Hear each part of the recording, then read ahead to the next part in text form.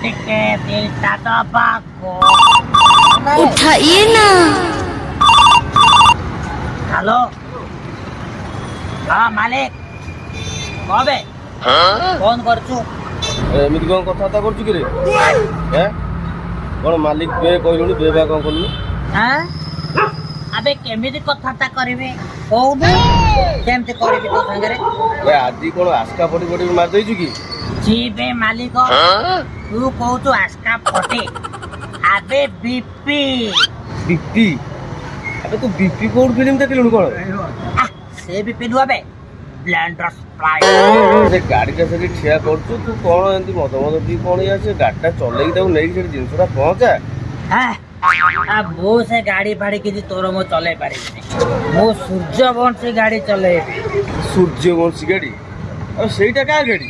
ଏ ମାଲିକ, ସୂର୍ଯ୍ୟବଂଶୀ ଫିଲ୍ମରେ ଯେମିତି ଅମିତାଭ ବଚ୍ଚନ ତା ସ୍ତ୍ରୀକୁ କଲେକ୍ଟର କରିଦେଇଛି, ମୁଁ ସେମିତି ମୋ ସ୍ତ୍ରୀକୁ କଲେକ୍ଟର କରିବି।